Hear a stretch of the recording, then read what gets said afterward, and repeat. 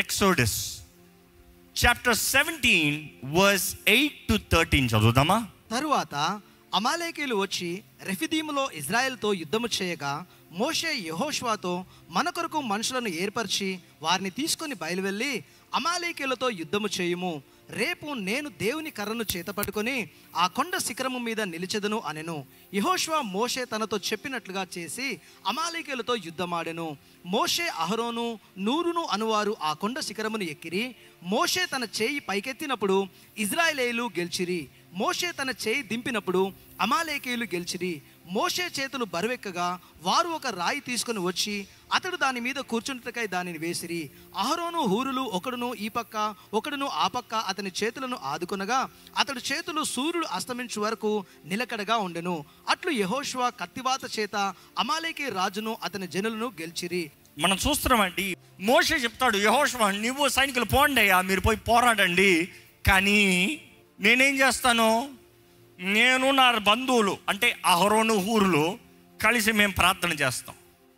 ఆయన ప్రార్థన చేసేటప్పుడు ఊరకే ప్రార్థన చేసి కాదంట. ఈరోజు ఈ మర్మం కూడా తెలుసుకోవాలి. చాలామంది మోషే చేతులు ఎత్తి ప్రార్థన చేశాడు అనుకుంటాం. చేతులు ఎత్తాడు, కానీ చేతిలో ఒకటి ఉంది. ఏముంది? మోషే అన్నాడు, నేను కర్రను ఎత్తిపెట్టి నేను ప్రార్థన చేస్తాను అంటే ఆ కర్రలో శక్తి ఉందా? ఈ కర్రలో శక్తి ఏం లేదు. ఆ కర్రకు సాదృశ్యం ఏంటి? This is an average height of a shepherd. కానీ మోషే అంటున్నాడు, ఇదిగో నా చేతులు ఉన్నాయి, కర్రను ఎత్తిపెట్టి ప్రార్థన చేస్తాను. ఏం చేతులు ఎత్తిపెట్టి ప్రార్థన చేయొచ్చు కదా, కర్రను పక్కన పెట్టి ప్రార్థన చేయొచ్చు కదా. You see many times we forget the details of the Bible. Bible ఉన్న ప్రాముఖ్యమైన విషయంలో మర్చిపోతాం. అక్కడ కేవలం చేతులు ఎత్తుతాం కాదండి, చెయ్యి ఎత్తినప్పుడు ఈ కర్ర కూడా ఎత్తిపెట్టాడు. ఈ కర్ర ఎత్తాల్సిన అవసరం ఉంది. ఎందుకంటే దేవుడు నిబంధన చేసినప్పుడు ఈ కర్రకు ఒక నిబంధన ఉంది, అవునా కాదా? నీ దగ్గర ఏముందని అడిగాడు దేవుడు. ఏముంది? కర్ర. ఈ కర్ర విలువ కాదు, కానీ కర్రతో చేసిన నిబంధన ఉంది. ఆ నిబంధన పట్టుకో. కర్రతో చేసిన నిబంధన అనేటప్పుడు this is the evidence, this is the sign. కర్రతో బండను కొట్టాడు, కర్రతో ఎర్ర సముద్రాన్ని 2 పాయలు చేశాడు, కర్రతో ఎత్తి పెట్టుకుని ప్రార్థన చేస్తున్నాడు. ఈరోజు చాలామంది ప్రార్థన చేస్తున్నారు. ఏముంది చేతుల్లో? What you have? ఏముంది? ఏంటి నా కర్ర అంటారా? వెయిట్ లాస్ట్లో చెప్తా. కానీ ఈరోజు చాలామంది పోరాటంలో ఉన్నామండి, యుద్ధ రంగంలో ఉన్నాం. We don't understand what we need. యుద్ధ రంగం అనేటప్పుడు ఎక్కడెక్కడ యుద్ధ రంగం? చాలామందికి హెల్త్లో యుద్ధ రంగం, చాలామందికి ఫినాన్షియస్, మనీ డబ్బులో మోసాలు, అన్యాయాలు, దాడులు, కష్టాలు, నష్టాలు, కొదువు, డబ్బులో ఫైట్, తప్పకుండా ఫైట్. అదే రీతిగా చూస్తే మ్యారేజెస్, కుటుంబాల్లో భార్యాభర్తల మధ్య, కుటుంబస్తుల మధ్య గొడవలు, that is one of the fight that we have. ఇంకొంతమందికి ఏంటంటే క్షమించరాని మనసు, నేను క్షమించలేను, I will not forgive, unforgiveness. అదొక యుద్ధంలో ఉన్నారు. కొంతమందికి భయాలు, ఇన్సెక్యూరిటీస్, ఫియర్స్ అండ్ ఇన్సెక్యూరిటీస్, అభద్రతాభావము, ఇంకా ఏమైపోతుందో, ఎలాగైపోతుందో, ఏం జరుగుతుందో, that kind of insecure feeling. కానీ వీటన్నిటిలో పోరాడాలంటే మోషే అంటున్నాడు, యెహోషువ నువ్వు అక్కడ పోరాడు, నేను ఇక్కడ పోరాడతా. నేను ఇది ఎత్తిపెట్టి పోరాడతాను, నువ్వు అక్కడ పోరాడు. మీరు వాక్యంలో చదివినట్లయితే ఆ వచనం చదువుతారు బ్రదర్. ఆయన ఎప్పుడైతే చెయ్యి పైకి ఎత్తి పెట్టి ప్రార్థన చేశాడో, కర్ర ఎత్తి పెట్టాడు అని లేదు కదా. ఏమని చెప్పాడు? కర్ర ఎత్తి పెడతాను అన్నాడు. ఇంకా ప్రతిసారి కర్ర ఎత్తి పెట్టి ఉందా? చెయ్యి ఎత్తాడు పైకి, చెయ్యి ఎత్తి పెట్టి ప్రార్థన చేశాడు. చదువుతారా? మోషే తన చెయ్యి పైకెత్తినప్పుడు ఇజ్రాయేలీయులు గెలిచిరి. మోషే తన చెయ్యి దింపినప్పుడు అమాలేకీయులు గెలిచిరి. మోషే చేతులు బరువెక్కగా వారు ఒక రాయిని తీసుకొని వచ్చి అతని దాని మీద కూర్చుండబెట్టి దానిని వేసిరి. అహరోనులు, హూరులు ఒకడును ఈ పక్క ఒకడును ఆ పక్క అతని చేతులను ఆదుకొనగా అతడి చేతులు సూర్యుడు అస్తమించు వరకు నిలకడగా ఉండెను. చేతి పెట్టి ప్రార్థన చేయి. ఈయన ఎత్తిపెట్టి ప్రార్థన చేస్తా ఉంటే పక్కన స్ట్రాటజీ జయమంట, పక్కన శత్రు దాడంట.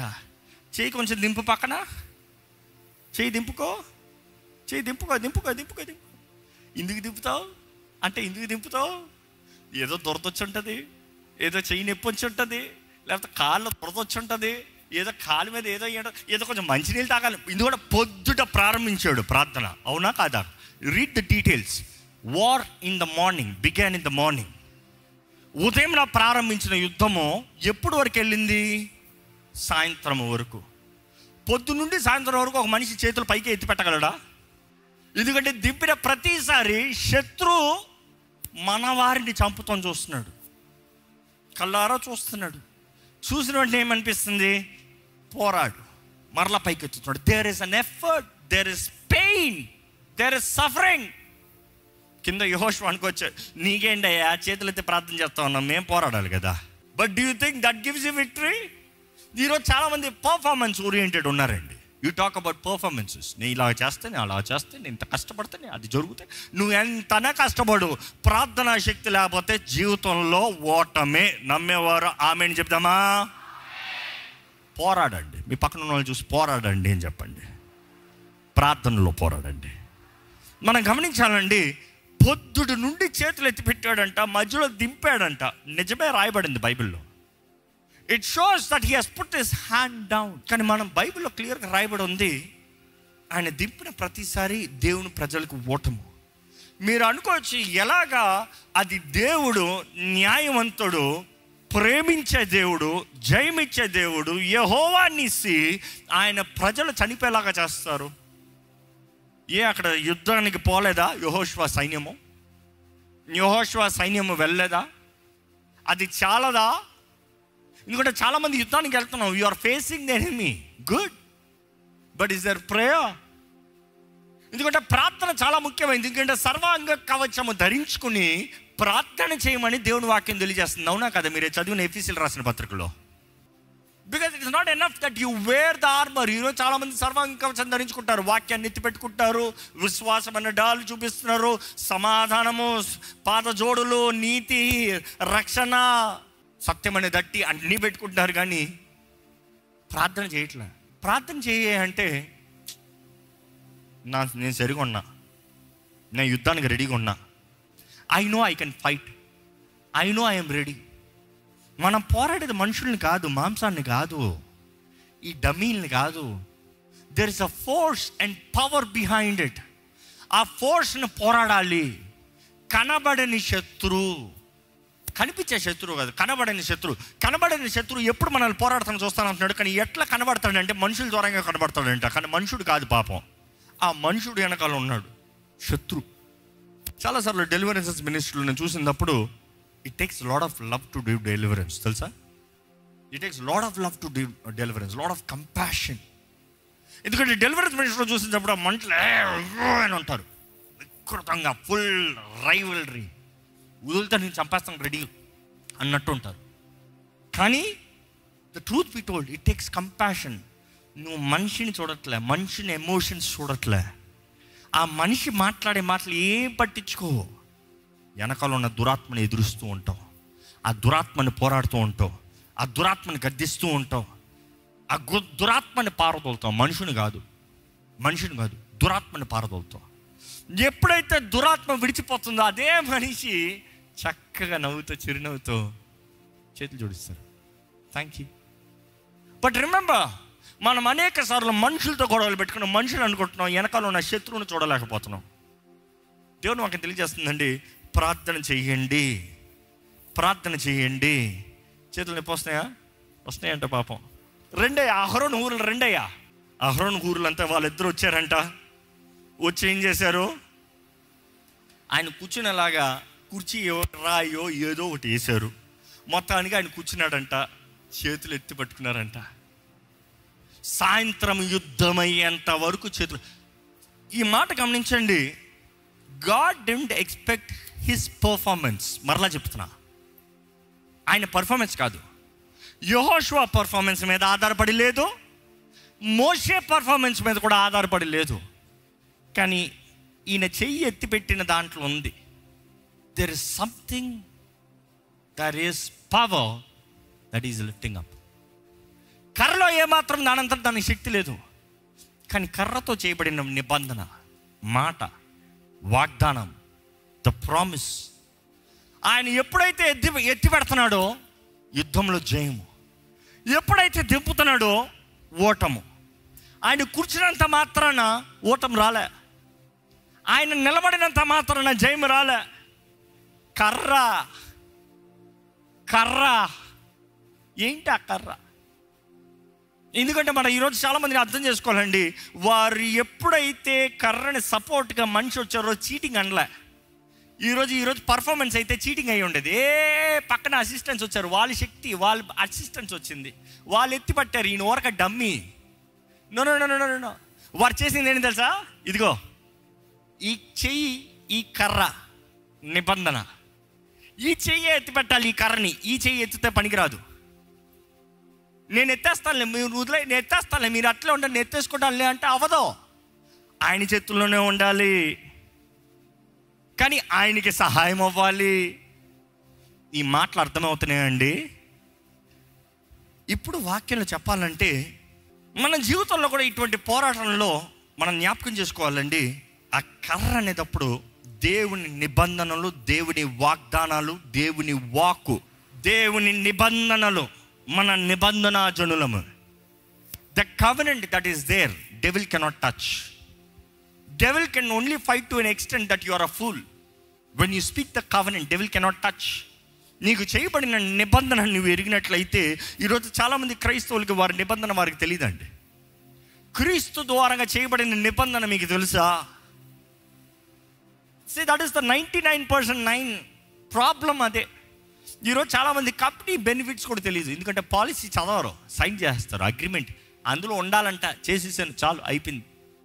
కానీ బెనిఫిట్స్ తెలిసిన వాళ్ళు, నాకు ఇది బెనిఫిట్ ఉందంట, నాకు అది బెనిఫిట్ ఉందంట, నాకు అది ఉందంట, నాకు ఇది ఉందంట అని అడిగి తీసుకుంటారు.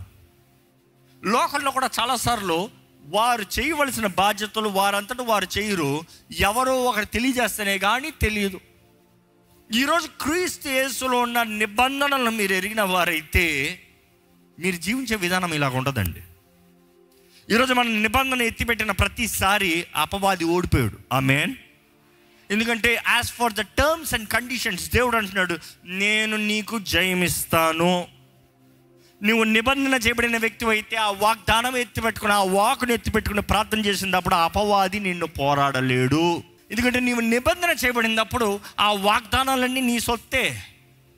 యేసు ద్వారంగా పాత నిబంధనలో దేవుడు ఇచ్చిన వాగ్దానాలన్నీ కూడా నీ సొత్తు. యేసు లేకపోతే నీ సొత్తు కాదు. చాలామంది మిస్కన్సెప్షన్లు ఉంటారు, ఈ పాత నిబంధనలు చేయబడిన వాగ్దానాలు మనవి కాదండి, మనకి యేసు ప్రభు చేసిన వాగ్దానంలే, యేసు ప్రభు పెద్ద మనకి ఏం చేయలేదు, నీ తోడు ఉంటానన్నాడు అంతే వాగ్దానము అనుకుంటాం. నో, అబ్రాహాంకి ఇచ్చిన వాగ్దానం, ఇస్సాకి ఇచ్చిన వాగ్దానం, యాకోబుకి ఇచ్చిన వాగ్దానం, బైబిల్లో దావీదుకి ఇచ్చిన వాగ్దానంలో అందరికి ఇచ్చిన వాగ్దానాలన్నీ కంప్లీషన్ ఎవరి ద్వారంగా? యేసు ద్వారంగా. సో అబ్రహాము విశ్వాసాన్ని బట్టి దేవుని నమ్మాడు, దేవుని వాక్యం తెలియజేయబడుతుంది. నీవు కూడా విశ్వాసాన్ని బట్టే కదా వచ్చావు. దాన్ని బట్టే అబ్రహాము సంతానంగా మార్చబడుతున్నావు. ఇంకో మాటలో చెప్పాలంటే దేవుని సొత్తుగా మార్చబడుతున్నావు. అబ్రహాము ద్వారా నీకు you are not a Jew to claim them, but you are a Christian, Christ follower to claim them. Because the covenant of Jesus Christ is more powerful than the covenant of Abraham. అర్థమవుతుందా? అబ్రహాముకి ఇచ్చిన నిబంధన కన్నా క్రీస్తు ద్వారా అనుగ్రహించబడిన నిబంధన గొప్పదండి. నమ్మేవారు బిగ్గరగా హల్లెలూయా చెప్తామా? I'm just trying to make sure that you get every word possible. ఈరోజు లోకంలో మార్పు రావాలంటే ఆలయంలో మార్పు రావాలి. ఎందుకంటే ఆలయము నిబంధనను ఎత్తిపెట్టి ప్రార్థన చేసినప్పుడు సంఘము ప్రార్థన చేస్తే పరిస్థితి, వాతావరణం, ప్రాంతము మారుతం చూస్తాం. ఈరోజు సంఘం కంటే భారం లేదు. సంఘంలో ప్రార్థన అంతా ఎప్పుడు, ప్రభా నన్ను దీవించి, నన్ను ఆశీర్వదించి, మాకు ఆలయం ఇచ్చేయి, ఇంతే.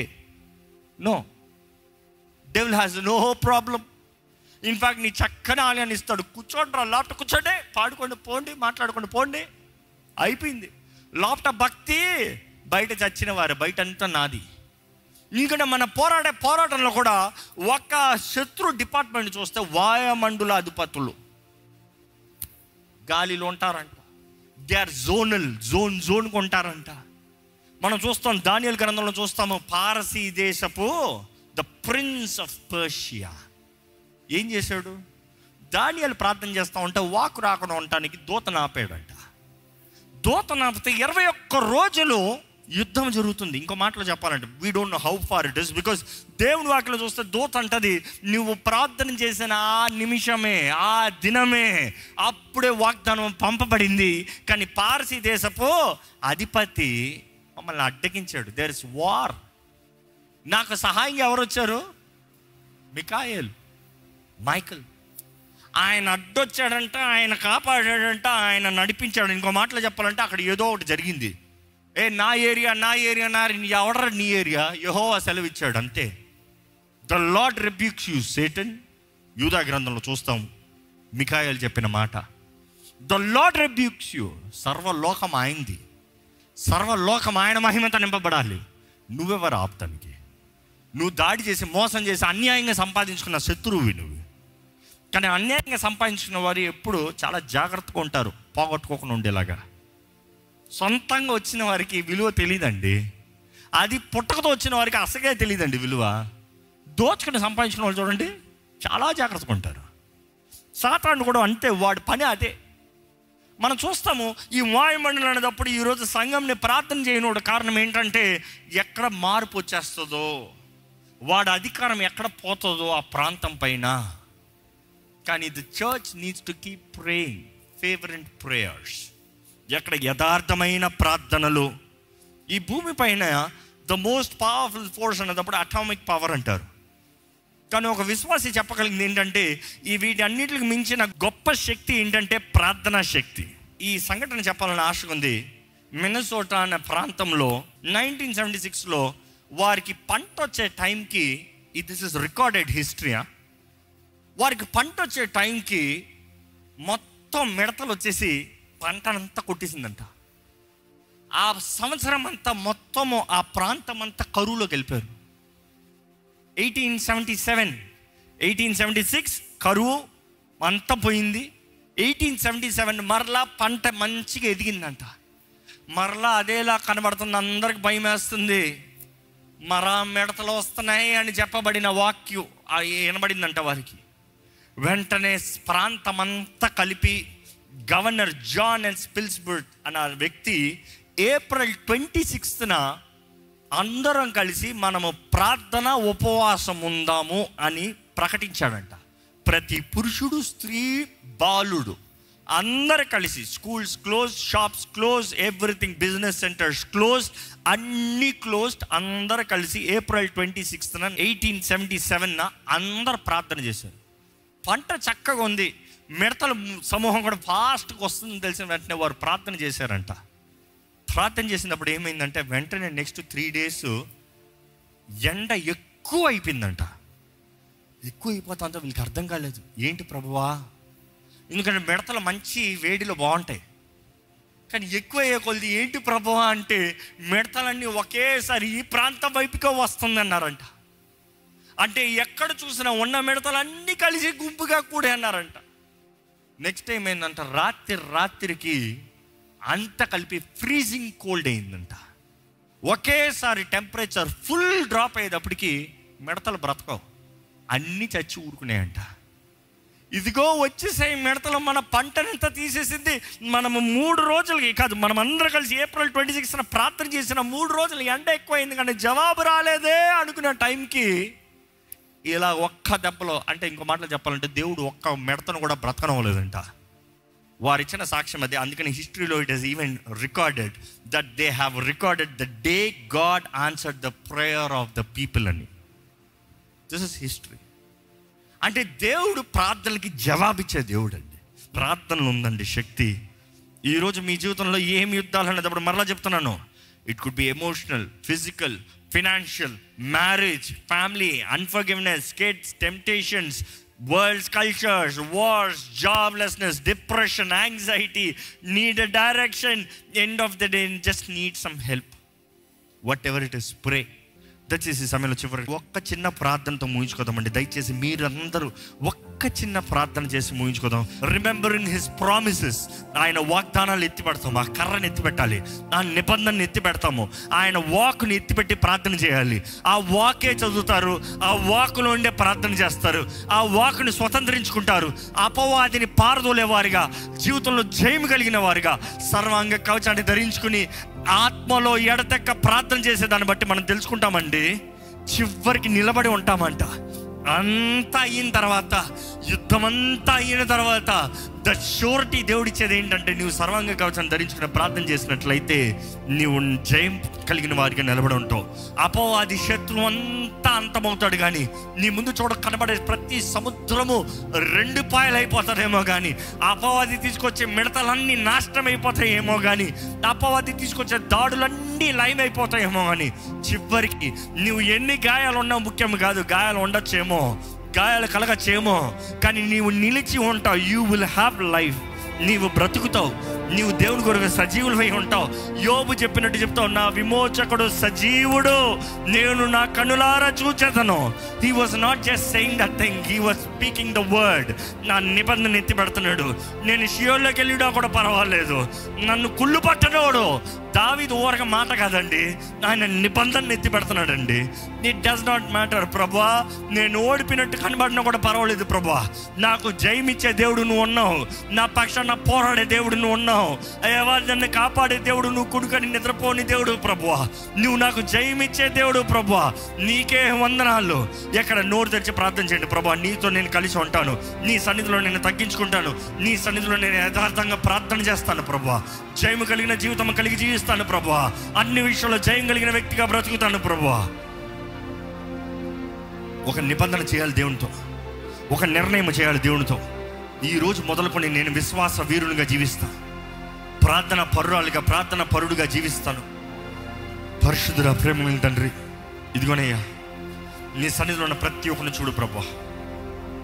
సహాయం లేని పరిస్థితులు ఉన్నవారు ఉన్నారు, అనారోగ్యంలో ఉన్నవారు ఉన్నారు, వివాహాలు విడాకులతో అయ్యా విఫలమైపోయే పరిస్థితుల్లో, పేరుకి భార్యాభర్తలు అని చెప్పుకుంటూ కుటుంబంను పిలుచుకుంటూ విడిపోయిన పరిస్థితులు ఉన్నవారు ఉన్నారు.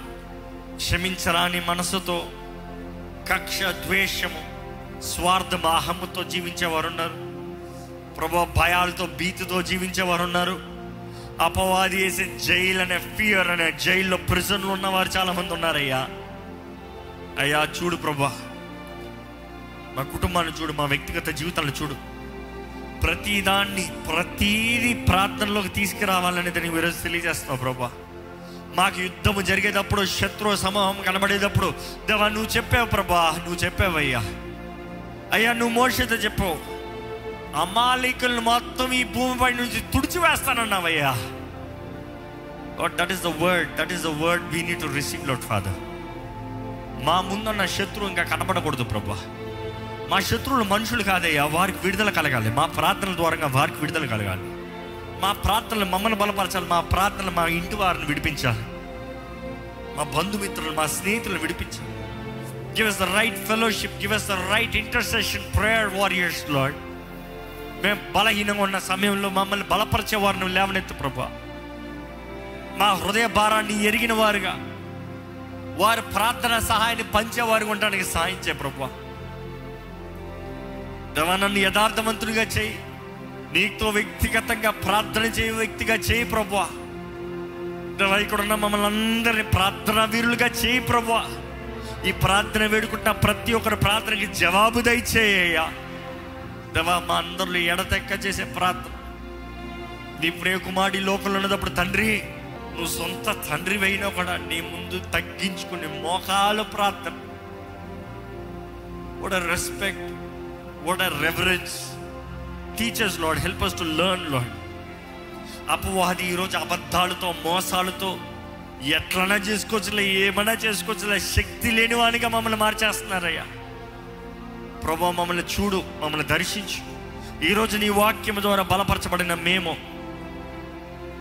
మోకాల ప్రార్థన శక్తిని ఎరిగిన వారుగా నీ ముందు తగ్గించుకుని చేసే ప్రార్థన, యథార్థతతో చేసే ప్రార్థన మాకు దయచి.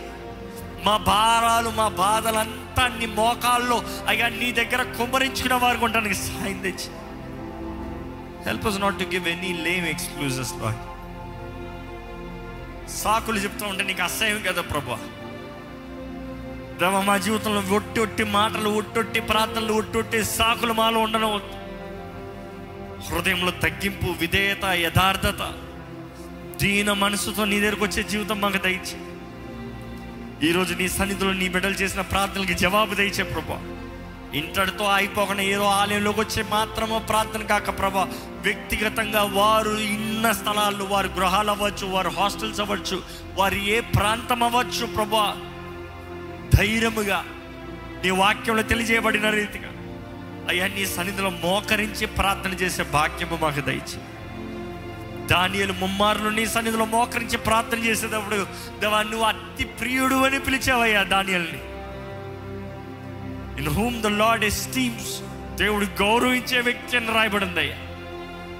దేవా ఈరోజు నీ సన్నిధిలో మేము తగ్గించుకునేటప్పుడు నీకు ప్రియులుగా మేము ఉంటామనేది గుర్తెరుగుతానికి నీ సన్నిధిలో ప్రతి దినము అలవాటుతో కాదయ్యా, యథార్థతతో ఆ కృపా సింహాసనం దగ్గరికి ధైర్యంగా మేము రాగలుగుతానికి, మా అవసరతల నిమిత్తమై, మా సమయోచితమైన సహాయం కొరకు అయ్యా మేము ధైర్యంగా రాగలుగుతానికి నీవే నీ ఆత్మ ద్వారా మాలో నుండి ఉచ్చరింప సఖ్యం కానీ మూగులతో కూడిన ప్రార్థన, ఎడతెక్క చేసే ప్రార్థన, అదే సమయంలో నీ సన్నిధిలో మోకరించి చేసే ప్రార్థన మాకు నేర్పించి పని పెడుకుంటూ, నీ వాక్యాన్ని ఎత్తిపెట్టి చేసే ప్రార్థన, నీ వాగ్దానాలు ఎత్తిపెట్టి చేసే ప్రార్థన, నీ నిబంధనలు ఎత్తిపెట్టి చేసే ప్రార్థన మాకు నేర్పించమని నజరేయుడైన యేసు నామములో అడిగి వేడుచున్నాము తండ్రి.